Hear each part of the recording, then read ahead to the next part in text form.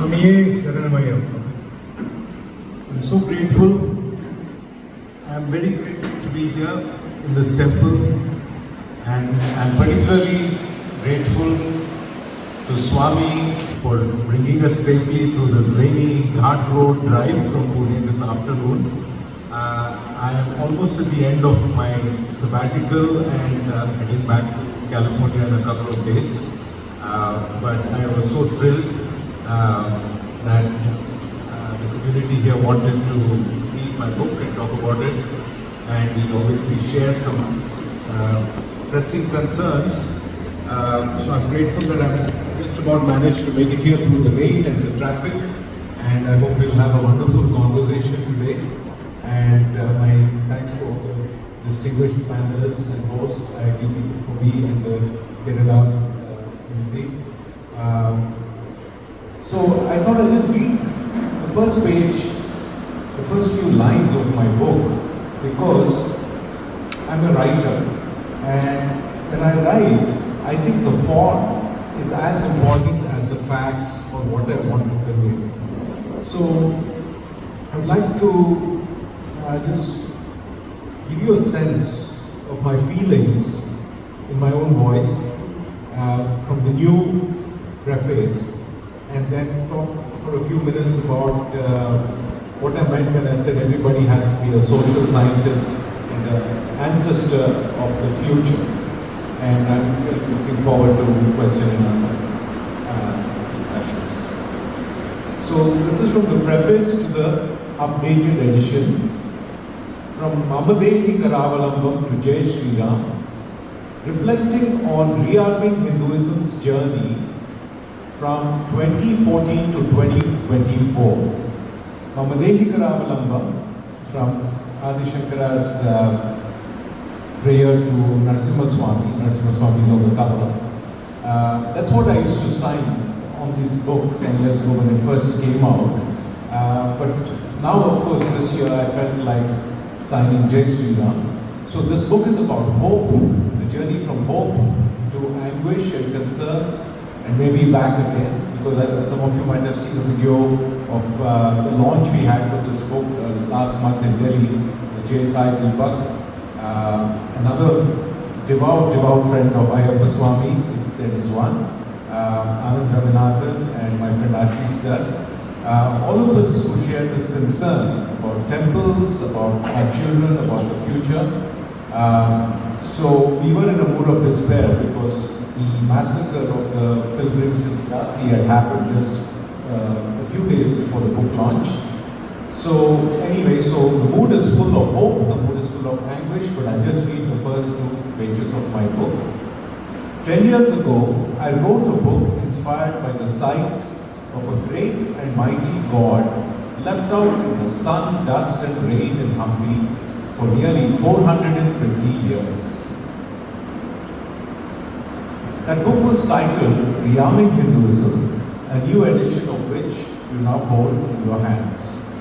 And strangely enough, it wasn't just the sight of that great deity towering over the broken walls of the enclosure that inspired the title of this book, but specifically that of his missing right hand. The missing right hand. My whole life I had seen gods in temples or in my parents' puja room. Here the gods were always intact, healthy, resplendent, and smiling. But sometimes I also saw gods in museums or in open lands, often described as historical sites or ruins. Most of the time, as was the case when I visited Qutub Minar as a child, I did not even notice the gods staring down half erased from some old, half-broken temple column. Or when I did notice them, as was the case when we visited museums, they were presented in a different context as sculptures rather than as how we normally knew them. That was that and this was this, or so I thought, until a certain point in my life. In Hampi, it struck me. This great stone sculpture of Narasimha Swami was not meant to be just glanced at and put behind us like a background to a selfie. This was a God. He was a God meant to be adored and adorned the same way as Balaji in Tirumala or Ayyappa Swami in Sabarimala or any other great deity of Bharat. For that was what this monument was. It was a temple once. Inside, Narasimha Swami and Goddess Lakshmi sat, resplendent in jewels and flowers, and smiled like loving parents at generations of Vijayanagara children who came to worship them and receive their prasad day after day. Yet, he stood now only as a fragment of his once complete and glorious self.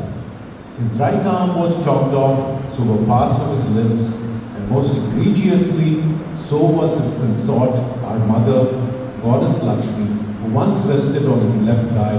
Only a hand remained. A god without a right hand and a right hand of a goddess. Still, he kept smiling. But what was the nature of that smile?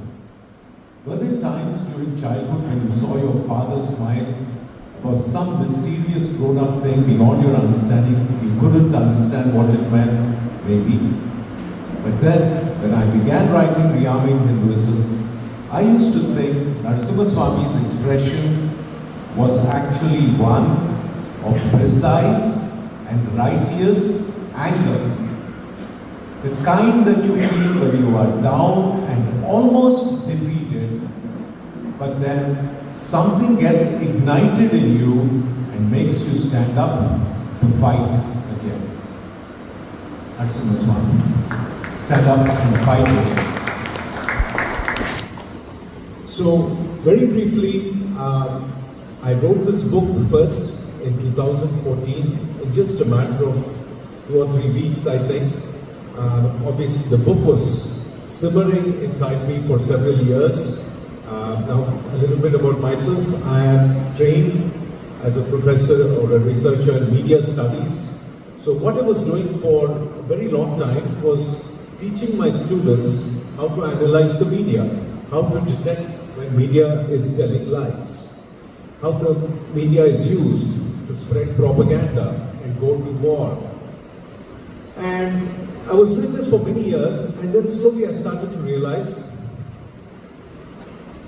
the same things I was pointing out with media and other communities was happening to us. It was happening to my gods, my goddesses, my people, my homeland. And I began to write about it in scholarly and popular journals. And I think I first got interested in this issue around 2006-07. There was a big controversy about the textbooks in California. Even at that stage, I thought through reason and evidence, people would understand our concerns. Sadly, that hardly made a difference. And then a few years later, 2008, right here in this very city, there was a terrible terrorist attack. And what was even more hurtful than that massacre perhaps was the disdain, was the arrogance, was the absolute lack of compassion and human rights for many in the Western media.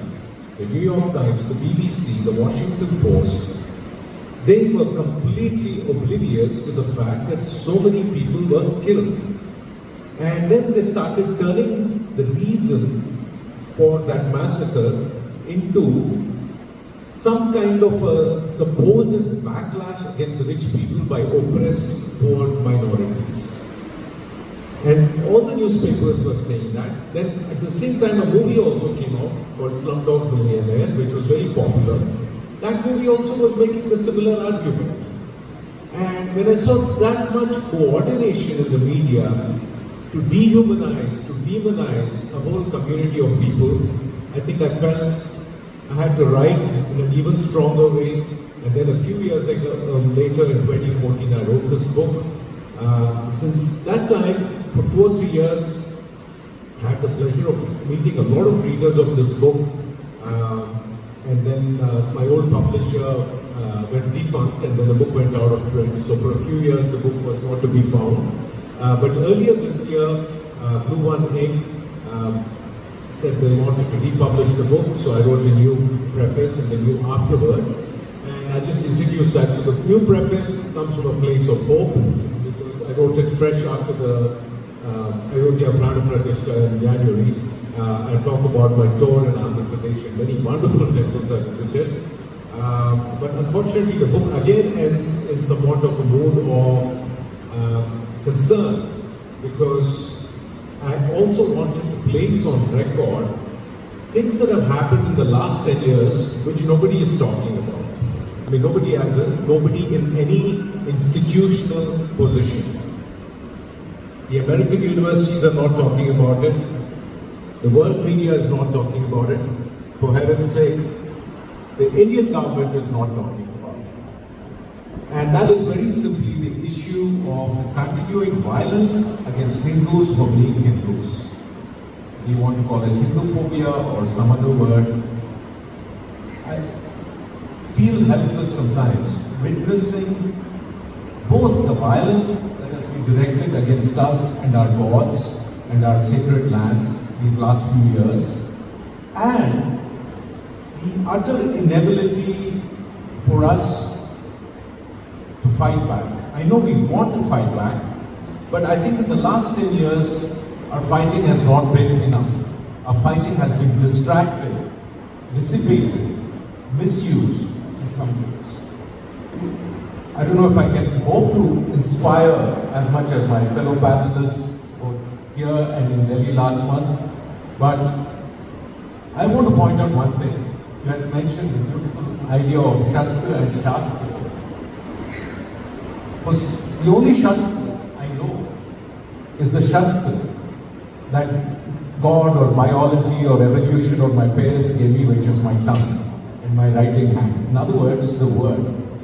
So what I hope we can get out of our conversation today is an understanding that one of the most effective weapons we have, arms we have, is just the word.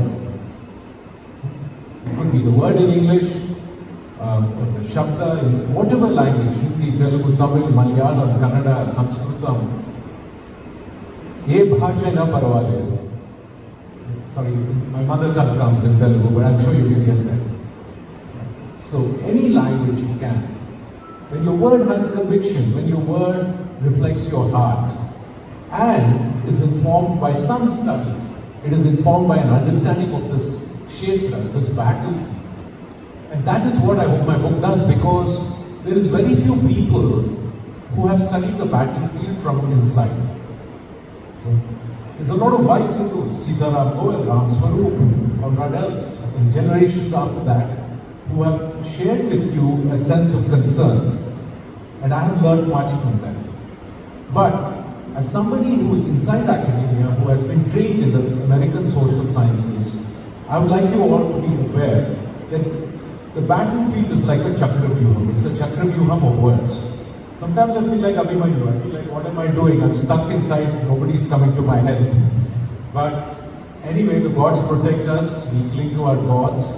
So I'll wind up with my part of the talk. But basically, Vyamin Hinduism, well, I should also mention, it's inspired, I guess, because of this Hampi Narasimha Swami whose hand was missing. That was an image that inspired me the most. We all know we are disarmed, we are facing extinction, danger, so many things. But the specific arms I would like to share my knowledge of, not, clinging to Lord Parashurama's speech. It's just a knowledge of the terrain of social sciences, how arguments are being made by the Western Academy, the Western media. The first part of the book talks a lot about that. And to encourage you to then use this one weapon we have, which is our words, in an informed, intelligent, and in the most Sanatana Dharma manner possible, that is with purity, with love, with intelligence, with bhakti. The second part of the book is all about bhakti. So my plea is that you read this book and engage in conversations like this, but really start thinking about how everyone, not just professional social scientists, you could be an engineer or a manager or a homemaker, or a singer or an artist. Try to understand the social sciences. What is it that American sociologists and our own sociologists in IIT or TIS or JNU, what is the knowledge, what is the insight they're giving everybody about the world? Why are we not doing the same thing? I think the day we learn to do it, the day we learn to demonstrate that our grasp of society, rooted in our civilizational memories and knowledge, can equip us and rearm us, we will do something spectacular that will please our gods, that will please Mother Nature, and most importantly, it will please our descendants and make their well-being possible. That's why I said we should aim to be the ancestors of the future. We have to start thinking about how the biggest legacy we have is not to unite everybody just for one day in the voting booth or something. I think that is a delusion. What we really need to think about is unity across time, one generation to the other, intergenerational continuity. So with that, I rest my words at Lord Ayyappa Swami's feet and yield the floor.